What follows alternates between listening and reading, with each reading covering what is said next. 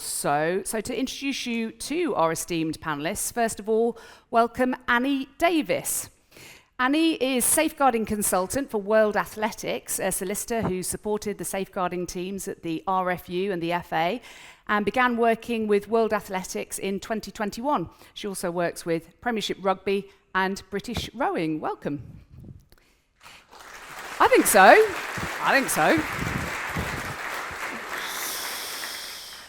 Next up, Right Honourable Sir Gary Higginbottom, barrister at 39 Essex Chambers, former High Court and Court of Appeal judge who's worked on the Post Office Horizon scandal. Also, plenty of sport-related work that Gary has done as well. He's particularly experienced in sports safeguarding and disciplinary, which is why he's here, and he's chaired plenty of hearings and managed a lot of panels. So welcome, Gary.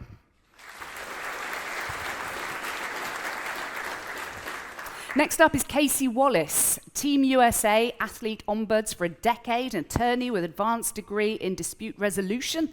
Casey spent her career trying to prevent and mitigate disputes with a focus on proactive education and early intervention. By the way, outside of sport, she served as a police officer and hostage negotiator. I mean, obviously, why wouldn't you? Welcome as well to you, Casey. Skills, everywhere you look, skills. Next up, Alex Richards, head of safeguarding for the English Football League, the EFL. Alex creates the league's safeguarding standards. Appointed in 2018, she's added the focus to her task in the light of the historic allegations of child sex abuse, which were, of course, all over the media. And she's working on creating a culture of constant vigilance via a proactive approach as well. Welcome to you, Alex. And waiting in the wings, last but very not least, it is Mark Gannon, Chief Executive of UK Coaching. He has qualifications in teaching, coaching and business administration, and he has 30 years of experience in PE and the sports sector, having coached in rugby, gymnastics and basketball, etc. So welcome to you as well. Thank you.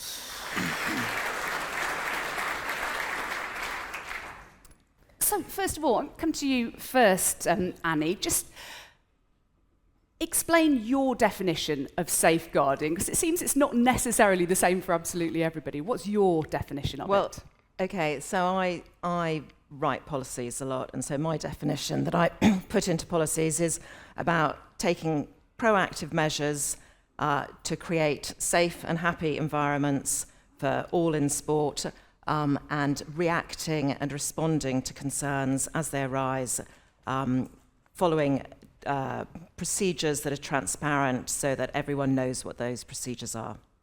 Okay, thank you for that, very succinct. Gary, first of all, what's your perspective on the subject?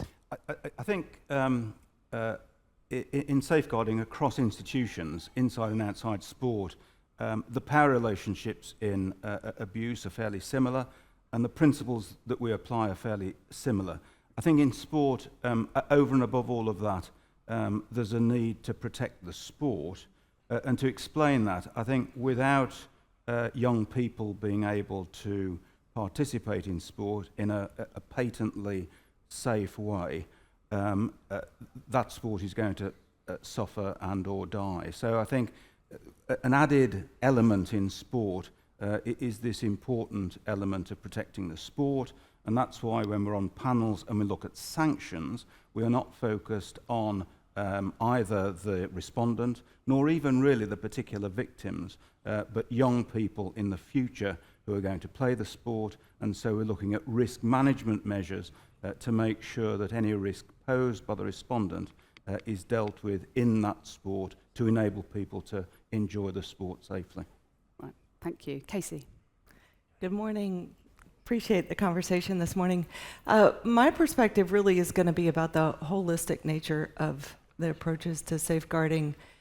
In the role of an ombuds, at least in the US, we are primarily working from all sides of this and from a dispute resolution, performance and well-being sides.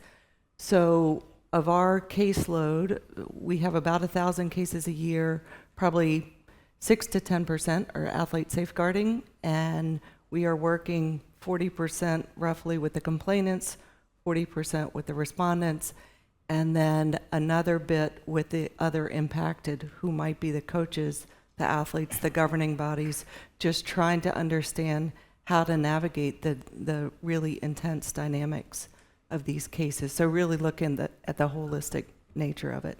Yeah, got you. Alex? I agree, with the definition of safeguarding and about safe sport. I think from my perspective as a safeguarding practitioner, there is key in terms of sporting regulations and having consistency. We can look internationally, but not just jumping ahead yet, thinking about here in the UK. We need to have that consensus about what are we actually looking at. Are we looking at appellant versus complainant, or are we actually looking at a risk of harm? Because that's what makes a safe sport. So, we need to do a complete holistic approach in terms of not just what happened here in this incident that somebody is very bravely bringing to light, but actually in terms of this individual, what's their understanding of safeguarding? Actually, do they need further education? Are there lessons for that sport or that particular organisation about their policies and procedures and practice? We know from serious case review, outside of lots of different organisations, not just sport, that we keep learning the same lessons. So we need to also look at that risk of harm and look as a sport and be introspective and say, what went wrong here? Not just focus on, did this individual do X to this person? Yeah, so the bigger picture as Yeah, well. very much so. And Mark, your perspective from a coaching point of view? Yeah, I think first of all, sport and physical activity is just an amazing medium for people to develop. And I don't just mean the participants, athletes, for everybody. Everybody is involved in sport because that's a great medium to develop. I think it's probably a couple of things that colleagues have already said. So Annie, I think the explanation of what safeguarding is in terms of being proactive, I think that's really important. To Alex's point, is that systemized? Are we learning lessons or are we repeating the same mistakes? And I suppose from a coach's point of view, I don't think it is clear. I don't think it is consistent. So the coaches that we deal with and the experience that they have going through a process is consistently inconsistent. So I think the application of policy or framework and how we apply those is probably one of the biggest challenges we've got. And what can be done about that? I think the system, I think if we've got a framework that's applied across sport and physical activity as a sector, I think that would be helpful, because at the moment it's not. And different sports with different resources, different skill sets, apply those policies differently, and it's those things that probably cause the biggest problems from a coach's perspective. And it's probably the grey area below legal. So when something's a criminal investigation, it's kind of taken care of, but there's a lot of grey beneath that, and there's various levels of grey. So what does that look like, and what is the process, and how do we handle that? And I'm not sure that as a sector we've got that skill set yet. Okay, so what can be done about that? Because we're here, Gary. Just to come back on Alex's point as to whether safeguarding is focused on what happened between the respondent and the complainant or future risk. I'm in no doubt safeguarding is focused on future risk, full stop. It may be that past events, if proved, give a basis for assessing what risk the respondent poses. But if it's purely looking at the respondent's misconduct, that is disciplinary. And we are looking at safeguarding, and it's purely based on future risk. If the respondent did something but doesn't pose any risk to any protected individual, that's not a safeguarding issue in my book. So that's where the focus, I think, properly is. Isn't it a concern, this grey area that Mark's talking about here, that if coaches don't really know where they stand in between sports, etc., that grey area, isn't that a concern if they don't know how they're supposed to be operating? Obviously, you have moral standards, of course, but in terms of sport, where, of course, it's an emotive area, isn't it? It's an area that invokes passion, but passion can overstep the mark, and if those coaches are not too sure where that line is between their sports and between their bosses, what can be done about that? Yes, I don't think coaches get the reverence that they deserve. We have a teaching misconduct panel, we have lots of statutory guidance and legislation around keeping children safe in education. We have things called out-of-school settings for sport. I don't think really we give coaches the reverence and the importance that they play in young people's lives. So yes, that grey area is a concern. for coaches, and if they find themselves in these procedures, for me as a safeguarding practitioner, and not just working in sport, having sort of 20 years in education safeguarding as well, what's more of a concern is if we're not joined up approach, one coach who does actually is a real concern in terms of abuse can then go and join another sport, because we don't have a professional register for sports in England and coaches. So you could be banned from football, but you could find yourself going and working in karate or somewhere else and repeating those same behaviours. You know, we need consistency in our harm thresholds. What we all say is harm. And we need that consistency around, if you're banned, you're not just banned from our sport. You are banned from coaching as a profession. We might be getting into politics and kind of, the statutory guidance there. But for me, I am, primarily concerned about football, but I am concerned about sport as a whole and want it to be safe. And therefore, we need that framework to be able to say, you're not safe to have that position over young people in any sport. Well, there's England, there's the UK, and then, of course, there's the world. And we'll get into that in a moment about global cultures and safeguarding and the differences there. But is it really that difficult to have a register to which all sports in England / UK initially, let's just say in this country, sign up to say that if a coach is banned for this type of behaviour, they could go on this register, that should somebody in local karate or local swimming club or elite swimming clubs or what have you, can say, okay, that's what happened in that sport, we're not going to touch him or her with a barge pole. Is that so difficult? I don't think it is. I mean, I just want to be clear as well, as an organisation that supports coaches, we're not a union. Yes. And we absolutely don't want coaches that shouldn't be coaching. But you're quite right, coaches do jump sports, and they certainly go globally as well. So even if they're banned here, they will move. I think until there's some sort of legislation and potentially government intervention and we insist on a register, I think the sports sector is kind of faffing around with it, if I'm being really honest. We've talked about it for years. There's been a passport consideration, there's been a register consideration for as long as I've been involved in sport, and I think there needs to be a bit more of a stronger missive from government to say, you need to put this in place. Okay, so from government, so would that be, forgive me Casey for a minute, about talking about the UK for a moment, because this is a tangible thing that it sounds like could be rectified if somebody is the dog, picks up the bone, runs with it, does something about it. Annie, do you see that being realistic? Should the government minister, Secretary of State, be prioritising this? I mean, is it that difficult to have a register of coaches who are banned for seriously crossing that line? Whether it's difficult or not, I don't think we can rely on the government to do something like that, personally. I just think that we need to be proactive about what we're doing. I think that there are sports that will contact each other. I think that there is a good network within sport and in safeguarding about people contacting, just asking questions. I think the problem comes that you have to kind of know that there might have been an issue. It's not just going to happen with your average football coach at a grassroots club moving from, one village to the other or something like that. It's not going to happen. But, we do have DBS, we do have, people, I always write into policies and things that, you should be taking references even from a grassroots football coach or swimming coach or whatever it is. Ask them where they've been before, whether they've worked in sport before. So I think there are things that you can do that don't necessarily mean that you need to have a whole register. I'm not anti a register, but I think that it's not going to happen anytime soon. So I think we need to take our own steps in what we're going to do about it. Just to correct, it would happen in football because the FA is the national governing body. So if the FA bans a grassroots coach, they can't come and work in professional football. No, absolutely. Yeah. I think and I'm an independent board director for cricket as well, so I know in terms of the new cricket regulator brought in by the ECB, they too, and we have very similar harm thresholds. We do share, and Sport England have got a working group of some of the real bigger sports, and I mean bigger in terms of participation. I'm not necessarily saying bigger in terms of financial resources. But sport is massive, you know, and we have a lot of non-government funded sports here as well. So we can't just rely on Sport England and a government body that devolves funding to do this for us. So whilst I agree that, you know, we shouldn't wait for the government, we're not. Sport England are bringing that forward. But I think we need that because, you know, in education, what's really moved us forwards in the last 20 years is that statutory guidance and that legislation.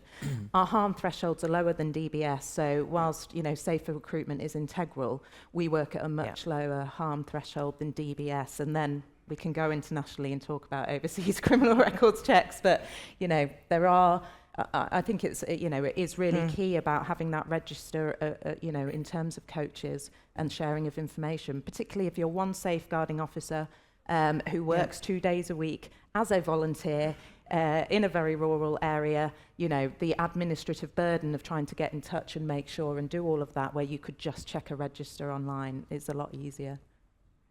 I think another reason why we can't rely on the government is because I think it's a broader issue than just a register.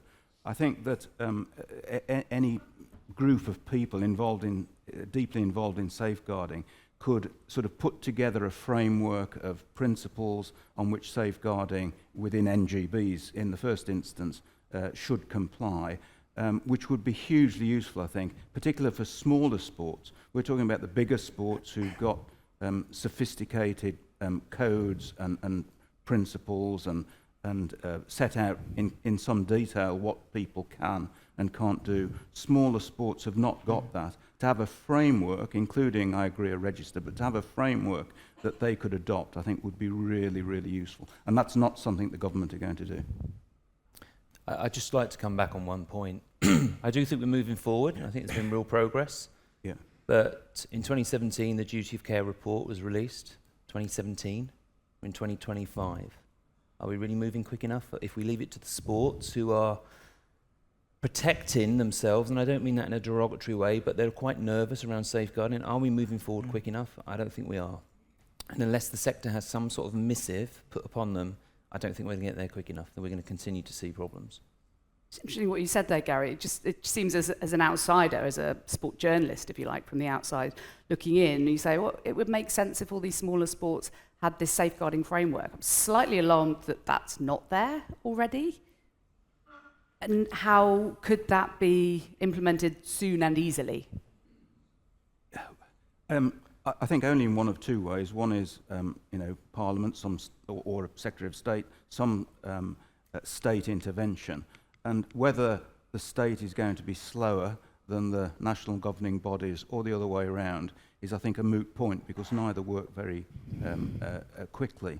But I think that what the sport should do is cooperate towards putting together a framework. If there's state intervention, all well and good, but for various reasons, I just don't think we can continue to wait. And I don't think it's that difficult to put forward a framework that could be adopted by sports if they wanted to adopt it.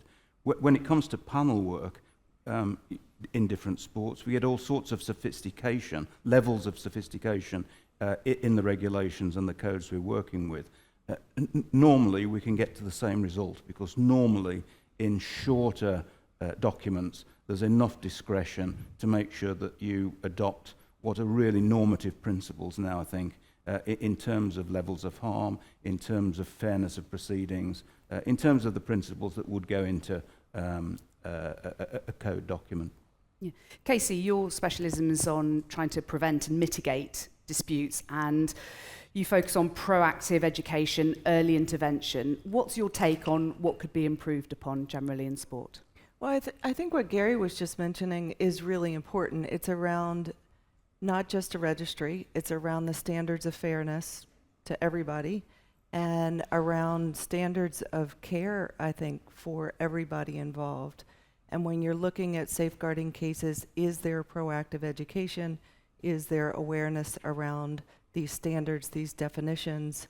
If there's going to be a registry and reciprocity, I think everybody in the system needs to understand what's expected of them, what their rights are, what their responsibilities are. And I think looking at the standards of care around supporting claimants and respondents with mental health, with advocacy, legal representation. There's a whole lot to what could be done in addition to a registry so that the system is fair and empowers athletes to be protected and conduct sport safely, engage in sport safely.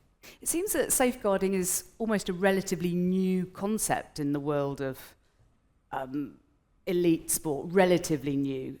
Is that because of the high-profile disputes over the years, that it's really only becoming really at the forefront of people's minds now because of some high-profile cases, and it wasn't necessarily historically seen as such a priority?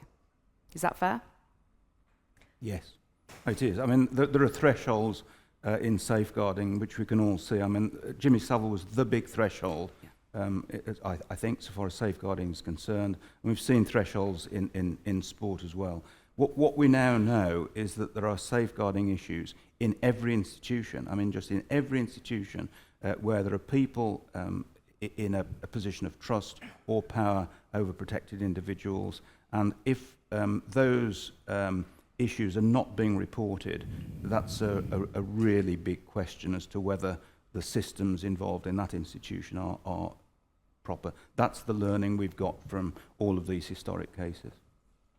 Yeah, sorry, and I think that it's really important to remember that this doesn't just, this isn't just happening in sport. This happens in society. This is a societal problem. But also, I think when I look back, many years when I started out in this, we were dealing with the really serious end of things. Those were the things that kind of concerned us. But actually, they're dealt with by the police, as said earlier, so that's not really our problem. It's those grey areas now. And so that I think we are seeing that the thresholds are coming down. Is that the right way, going down? Yeah. And so we are dealing with lower levels of concerns, and we are changing things, but it's not happening probably as quickly as we want. But we will never get rid of, get rid of the abuse. It happens everywhere, and it happens. And we were talking earlier about sort of, coaches shouting and things like that. So we're now dealing with that as a that is a safeguarding issue. Whereas once upon a time, that was just kind of part and parcel of what you dealt with in sport. So I think that we are changing what those norms and those expected behaviours are. We know that, actually that culture within sport, it's no longer culturally an accepted part of sport to have, coaches shouting and things like that. So I think we are seeing change, and but it's slow. I think that's the problem. We all want it to happen a lot faster. So you just have to keep working at it. People used to talk about a safeguarding journey. I don't really like that because that implies there's a destination, and I don't think there is a destination. It's ongoing. So we keep going. You just reminded me about when I first started. So it was 2018 when I started with the EFL, which was quite interesting. When I left education and said I'm going into football in 2018. On the back of the historical abuse allegations, people thought that's an interesting career choice, but I felt it was a real catalyst for change. And I remember reading Celia Brackenbridge, who was a big sort of advocate in terms of safeguarding in sport, and she said, you can't have a safe sport in an unsafe society. We have to be realistic, actually, we are never going to get completely there where sport is, we don't have any abuse in sport, and like you say, that, that shouldn't really be the destination. But what we do need to look at, and that's safeguarding right across the piece, having lots of experience, is about culture.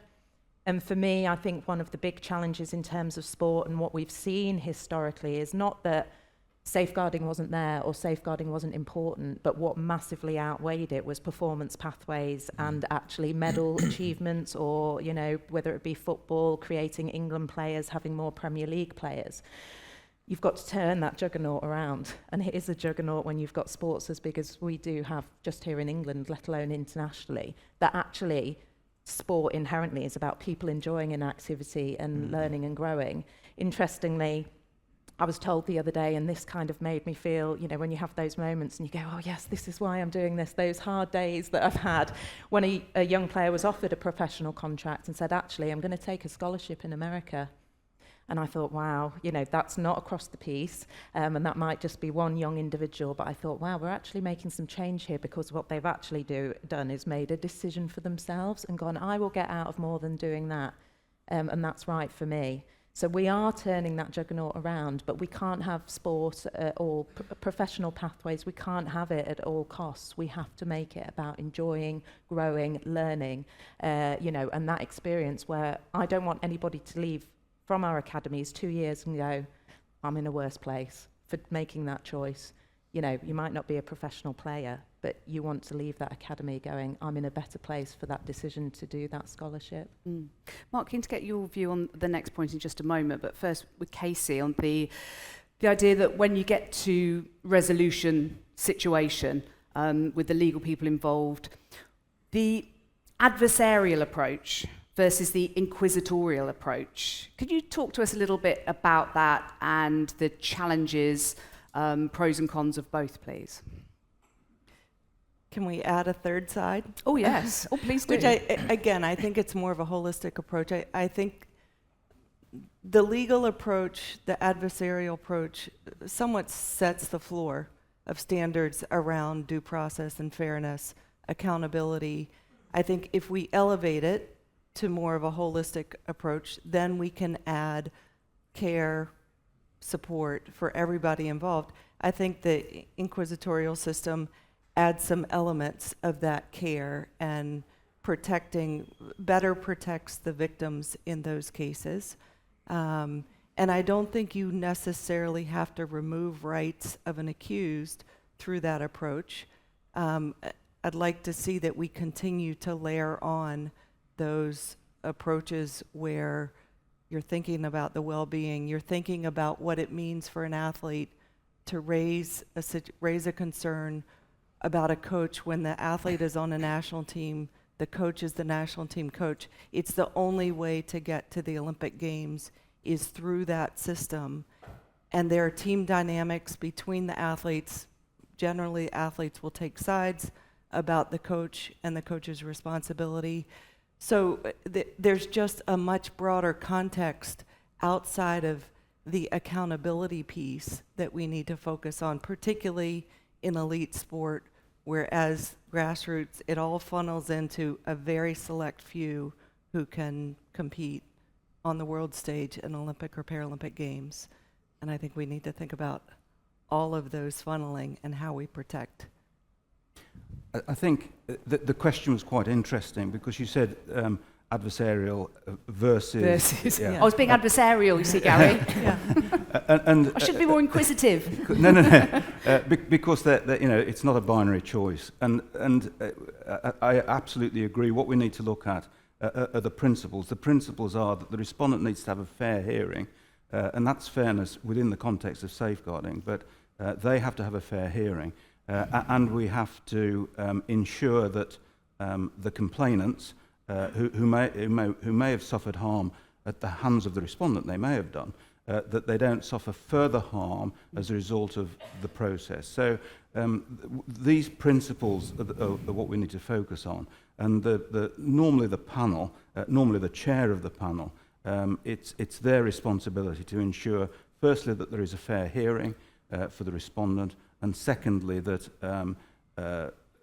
various measures are taken to ensure that the complainants have in inverted commas, a comfortable time as complainants. We want to encourage them to give evidence in some form or another because we have no powers to enforce them to do that, and we want them to give evidence in the best form that they are able and willing to give. And we have as chairs of panels, we have all of the things at our disposal to ensure that both of those things happen: fairness and a focus on the complainants. And I think that inquisitorial approach allows the victim or the complainant to have a little more choice in how they engage over the adversarial approach, which is helpful. Yeah, absolutely. What I would say is, and as you probably tell, I'm not from a legal background, so I'm not going to get into the two approaches. What I would say as a safeguarding practitioner is, and we've mentioned being trauma-informed is just key. And we know, working with people with lived experience, we've had ICSA, they may have gone to an inquiry in their sport, they may then be on a panel in terms of, giving evidence. People have relived that trauma and asked to do so many times. So we need to look at, actually how we do safeguarding case reviews and things as well. I understand about how giving evidence and those sorts of things, but what I think was really interesting, I was reading a paper, Vision for Justice Scotland, which was 2022, and even in the justice system, people with lived experience were saying, just the room that I was in, I was asked to sit on one side of the room and the panel were on the other side of the room and they were closer to the door, and that triggered my anxiety. So we talk about trauma-informed approaches, but sometimes we just get the basics wrong, let alone getting to the stage of giving evidence. Sometimes we're just not making someone comfortable in the room. Sometimes we're in very formal environments that look like boardrooms, asking somebody to talk about the most traumatic experience of their life on a very uncomfortable chair. Are victims being asked for their feedback afterwards at any stage at these? Are they giving that feedback to try to inform a better approach for next time? I think if you're good at trauma-informed approaches, then yes, you will always, and safeguarding is about always looking back and how we can do things better. So yes, if we're working with people with lived experience, we need to be very mindful of going back and asking them about how was that experience. And we have to remember with trauma-informed practice that, it can affect you in terms of your way of recalling events as well. So we talk about giving evidence, but how much can you actually rely on that evidence from somebody, either coach, complainant, whatever, who is going through something very traumatic, and has done so, because actually relying on that evidence isn't the only thing, which takes us right back to the beginning where I say looking at posing a risk of harm, not just on X happened here, because if we've got a number of trauma-informed people there, we might not ever get to the heart of what happened there, because people are not being able to. They're traumatized and they can't recall those events. They cognitively can't do that because of the trauma they're experiencing. But we can risk assess and show that somebody might pose a risk of harm. But I would expect any panel chair where there's a complainant in those circumstances to have a hearing for directions beforehand, normally face-to-face, normally remote, to work out the best way that the victim can give evidence, and the circumstances in which the victim can give evidence, either beforehand, which is often now done, or in the same room with screens, or whatever it takes. And that's always a vital hearing in any of these cases. Yeah. We often talk about victims and making sure victims are okay, but sometimes, I'm guessing from your perspective, Mark, the coach may feel like the victim, particularly if they feel they've done nothing wrong or if they're proven to not necessarily have done. So what's your take on all of this debate? Our experience today, 100%. I take what Casey said about everybody should be protected from harm, but the coaches are usually left out in the wind. The way that we work, and in an ideal world, Gary, I understand exactly what you're saying, that this is how it'd be dealt here, but lots of things happen below that level, sort of national, regional, county, even below a club level. And the coach usually is the person that's left out. So the sport will definitely want to protect the sport. So if you think of all the insurance policies that sports have, they're all cover policies that protect the coach against a potential accident or any wrongdoing, but they're not an insurance policy for the coach to cover the coach if they've got a problem with the governing body. So the coach is often left out from a protection point of view, from legal support. The coach is also the last person to understand what's happened. They're usually potentially suspended for a period of time because there's an ongoing investigation, and sometimes those can take months, and I mean months. So whilst that's going on, they're suspended but not really informed in case they influence it. So I think what we've got to do is just start back again. And I get why we've really wrapped ourselves around athletes and participants, but we probably need to just revisit that and go, actually, how do we protect everybody from harm right at the beginning? And I don't just mean coaches. If you think of officials, even administrators that work in the sport sector, something goes wrong in a safeguarding potential, the CEO of the sport is liable. So how do we actually do a better job of protecting everybody through the process? A lot of what we do is we offer education and learning. We worked with the university to look at the very low level things that participants and athletes don't like about their coaches. So shouting, or dismissive comments or what we call banter, what's acceptable, what's not. And we put a 20-minute video together to say, look, these are all the common things, and we use that as an educational course. And we work with a lot of the governing bodies. So there is a lot that's happening, but it's not applied consistently. And definitely the way that Gary talks or what happens at the top end, brilliant, but that isn't applied locally. And I think the final thing is probably down to skill set. So somebody interviewing either a claimant or a respondent, that trauma-informed or skill set to interview in a meaningful way, objective way, not necessarily emotional, I think that skill set we're missing, certainly down the chain. And I think that's a really important part of this whole process. So what are the minimum requirements in terms of the expectations of coaches? What are the minimum requirements of an investigation? And we could level those at a fairly simple place. And that basic learning, I think, would be really helpful if we made that available. So I'll come back to my first few questions, which were pretty much the same one. I'm going to ask it again. What can practically be done? Who can take that and say, right, you're right, people agree with what you're saying, Mark. How can that be implemented across these sports so that some of these cases don't get to your level? I think national governing bodies need to put so more money into safeguarding. Safeguarding is not an income generator, but it can completely blow a hole in your income. But will they do it because people are kind of saying, well, it's the right thing to do, or do they need to be compelled? Because money in sport, as we all know, people tend to put money into things like this when they're compelled to. So where does that come from? Or do you think they don't need to be compelled? I think they do. I think they do need to be compelled, but I'm not quite sure. I mean, I would like to see more sports who really have, kind of proper safeguarding budgets, that they actually know what they're spending on safeguarding. I think most of them do, but I don't think they're always following it through. I think they do need to be compelled, but I'm really not sure. Is it Sport England? Is it UK Sport? I don't know. Someone's got to compel them. Alex has always got an idea. I obviously can't speak for all NGBs. What I'm always just a little bit wary about, and working now, we have a lot more international owners coming in and colleagues here thinking about internationally. I'm always wary of bringing safeguarding back to cost. I don't like to do that because I spend a lot of my time, perhaps working with owners or boards and actually saying, this is what you do because you own a football club in this country and this is your statutory obligation, morally, ethically we do this, but actually it's your statutory obligation. So I'm very wary. Sometimes we get asked a lot about funding NGBs and funding safeguarding officers. We don't get money in education.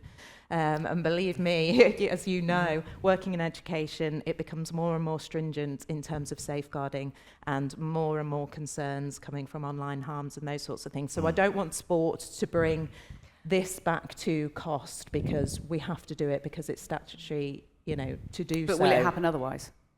Will it happen otherwise? Will these standards that Mark's talking about, will they happen otherwise unless people are compelled, unless they have to spend money on it? Or are we going to keep, no offence, are we going to keep having very interesting panel debates, hearing from all of you year after year after year, nothing will change because no one's actually taking control of the whole thing and saying, these are the standards, if you want to have elite athletes and athletes coming through the food chain with these standards of coaches knowing where they stand and everybody seeing these videos that everybody agrees are very strong videos which explain to coaches their responsibilities. They know where the line is. So we can try to minimize that grey area so that everything you're talking about, everything you want to happen, is met by the same framework throughout sport? Or is that just pie in the sky and never going to happen? I think that the NGBs in the big sports should get together and produce a framework of principles because I know we're talking about elite sports, we're talking about sports with lots of cash. I mean, football has got lots of cash. Most sports do not have lots of cash. Most sports have very little cash.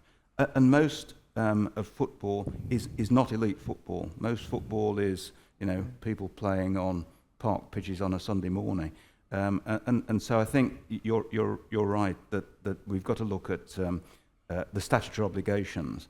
But I think it would be really helpful if somebody like the big NGBs could get together, put together principles involving independent safeguarders, of course, and all of the constituencies, including the coaches, that sports could adopt if they wanted to adopt them, because I think there would be a lot of pressure on sports to adopt those principles. And Alex, is that realistic? Can that Sport happen? They England must have meetings about everything else. Yes, Sport England have started that work, so I don't want people to think, because I know they are doing really great work in that area. I mean, I think it starts from, and as I say, I've been involved in football safeguarding quite a long time. You have to make sure, before you come to the table, you have to kind of make sure your own house is in order, isn't it? Yeah. And what you have to look at is that regulatory framework within your own sport. For me, the key was linking it back to the professional game board run by the FA, the PL, the EFL. We license football clubs to run academies. Now, for me, when I first came in, I said the first check in terms of having that license is, are you safe to operate? That's safeguarding. If you don't pass that first step, then you don't have a license. And the professional game board, if they have real concerns, can take that license away. Also, we don't mark our own homework because, as you know, in terms of leagues and different things in terms of sports frameworks, our clubs are actually managers. They vote in our regulations, and we're marking our own homework. It gets very messy. So we have Bernardo's independently auditing, so therefore they can come and say, we are concerned about this academy. If they don't make those improvements, then perhaps we need to look at whether they have that license. That's the key. You need to get that right in your own sport, I think, before then we can go and look at across other sports and the regulatory framework. And I think that's why Sport England have got some of those sports around the table, because they have got that within that framework, within their own procedures, policies, regulations already. Yeah, and we don't want to get too bogged down in the UK, because this is very much a global issue, isn't it? It's safeguarding around the world. And Casey, and Annie as well, you're bursting to say something. I was just going to say, I think it can be overwhelming and a bit paralyzing to try to answer your question. What systemically needs to change? Who needs to do it? What resources are necessary to make those big changes? I think there are day-to-day responsibilities that we all own. And Jess from the U.S. Center for Safe Sport is here. Travis from USADA is here. And I think some of the partnerships that we can engage in every single day and connecting the dots. So with USADA, we spend a lot of time with their investigators. We spend a lot of time with their legal counsel to help them understand what it's like for athletes in this process, what's keeping athletes from coming forward, what's keeping athletes from telling the truth or engaging fully in the process. And so I think those day-to-day connections of making it comfortable as it can be, for everybody in the process to understand what it means for fairness and accountability, and you're going to be supported. So I think the partnerships between all of us are really important. Yeah. Annie?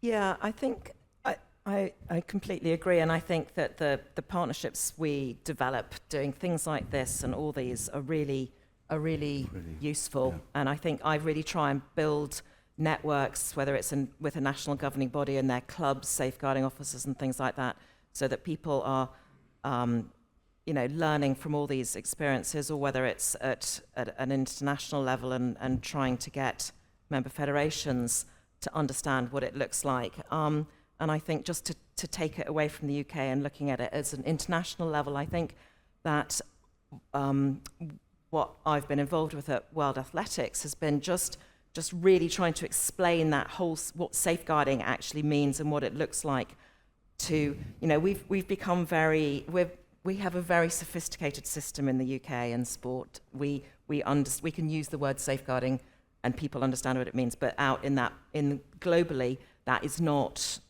the case. So we are going back to basics and really training athletes, training coaches. But I really want to pull away from the whole athlete coach thing, because obviously it's our kind of most important relationship, and it's really key that it's healthy.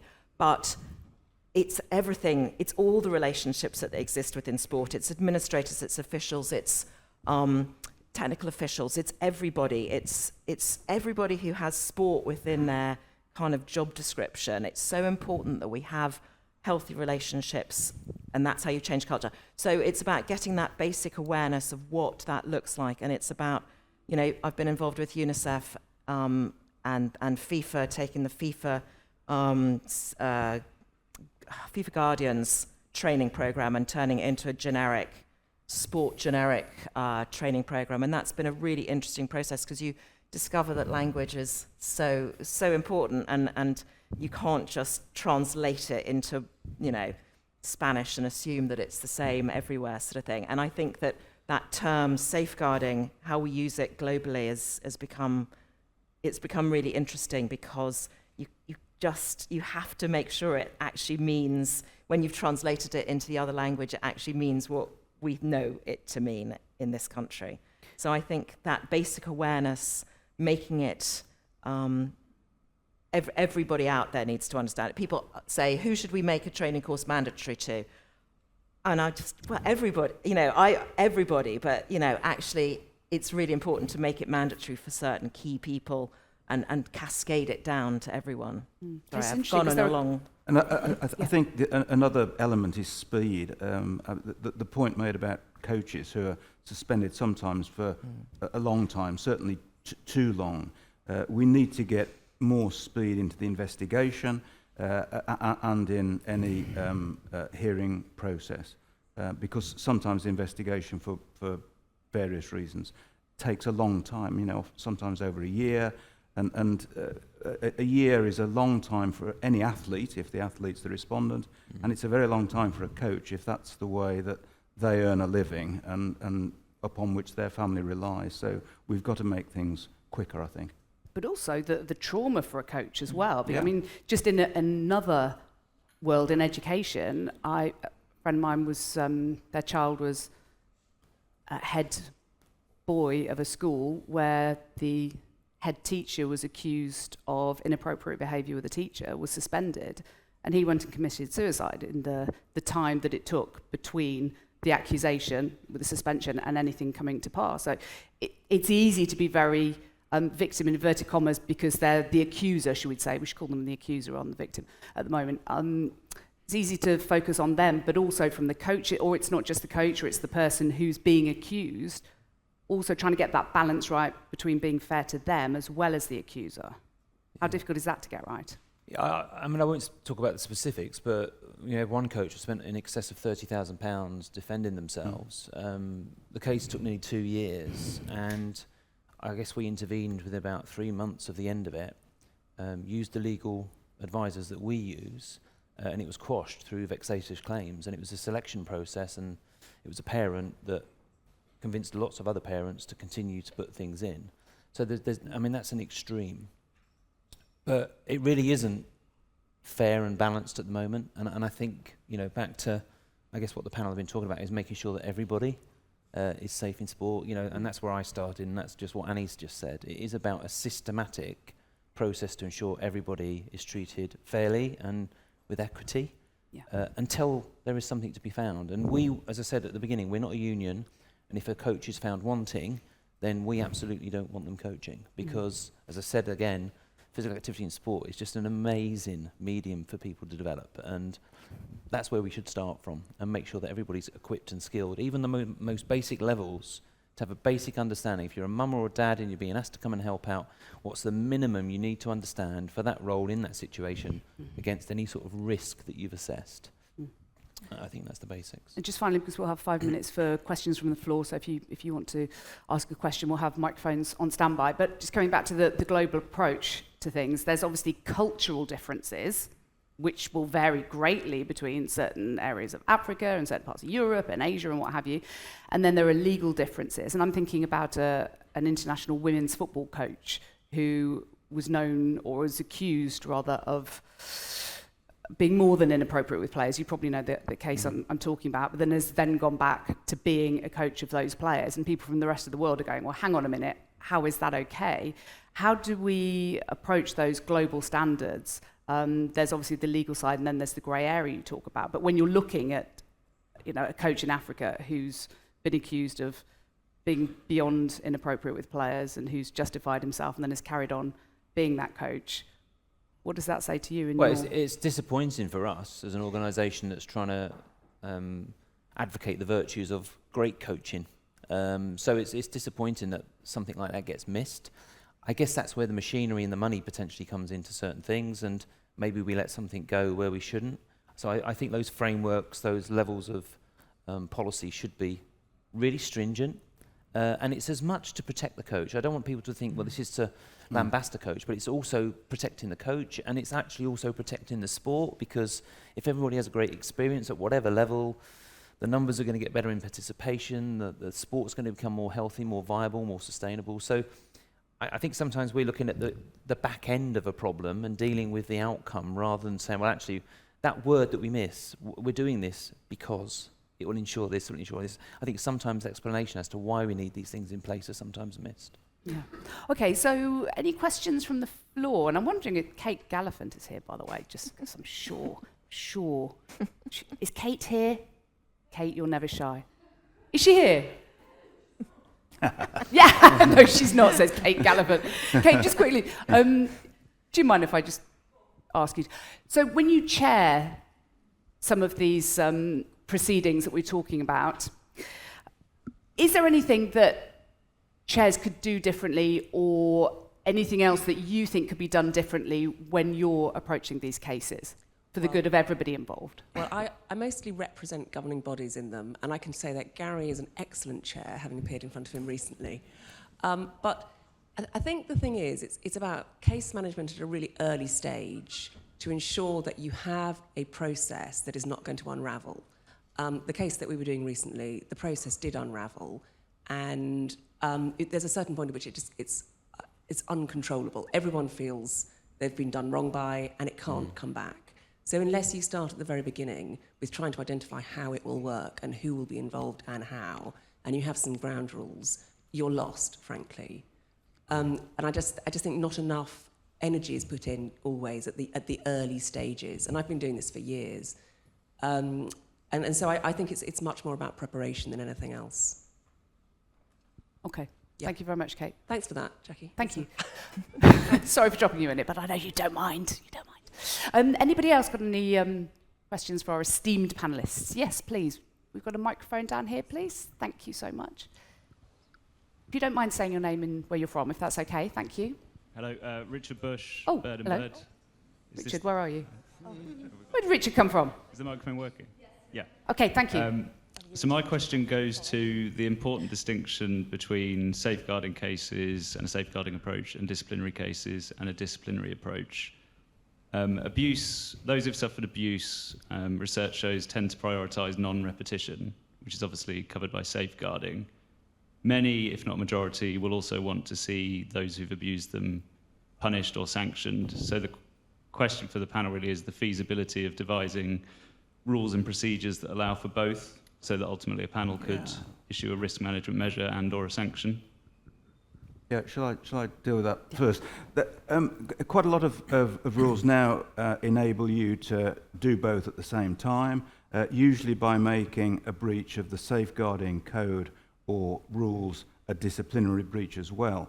But the sharp end of this is when the panel has made findings and comes to sanction, and normally sanction includes in safeguarding, most importantly, overwhelmingly importantly, risk management measures. And those risk management measures, given that we are in the context of sport, almost always completely overwhelm any disciplinary sanction that might be possible. Because in a serious case, you're talking about, a lifetime ban from the sport, which is, possibly the greatest sanction that a panel can impose. Disciplinary, punitive measures on the individual then tend to be left to, the criminal process or some other processes. But when you come, it's when you come to sanction that safeguarding in these joint cases simply completely takes over, and we are focused solely on managing the risk that the respondent poses in the context of the sport. I would just add, Richard, good to hear your voice. It's not only the risk of harm, it's also the potential of well-being on the other side of it.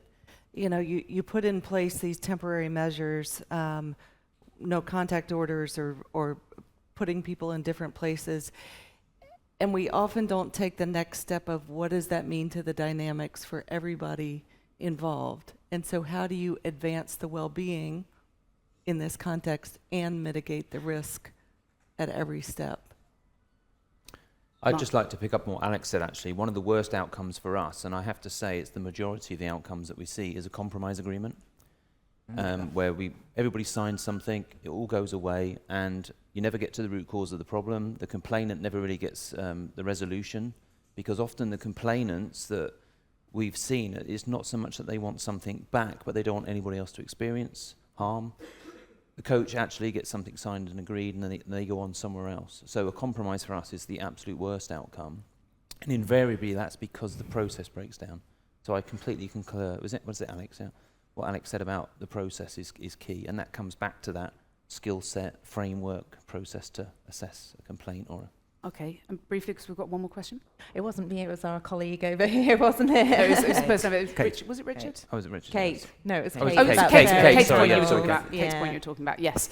Thank you for now. And there's a question down here. We've got room for time. One more question. This lady just in the front here.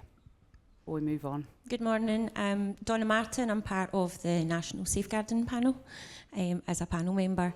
I've been involved in safeguarding in sport for over 20 years and aware of the point in time when the Child Protection and Sport Unit was set up with NSPCC in Sport England, what that's looked like in other parts of the UK with other similar charities.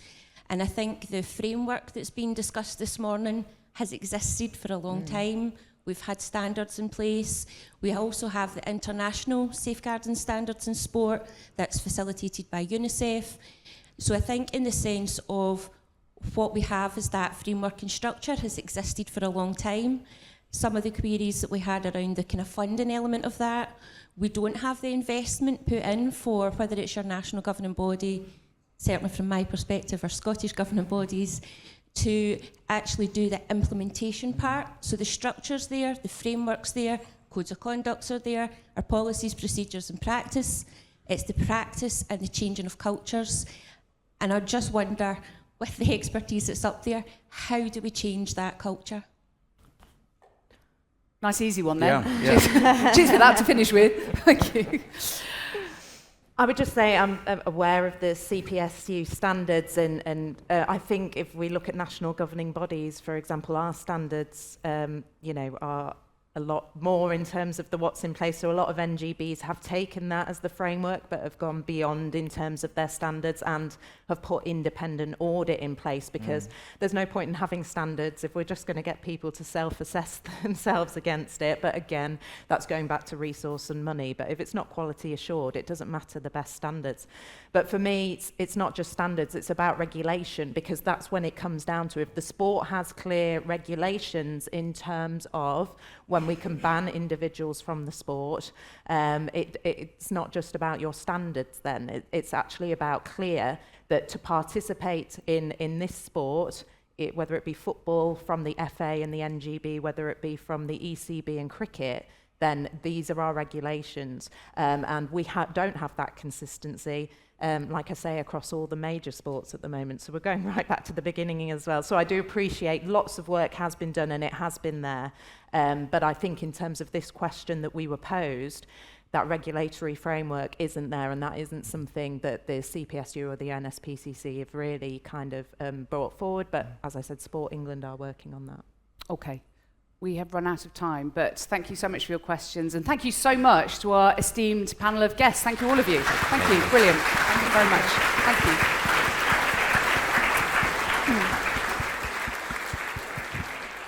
Thank you.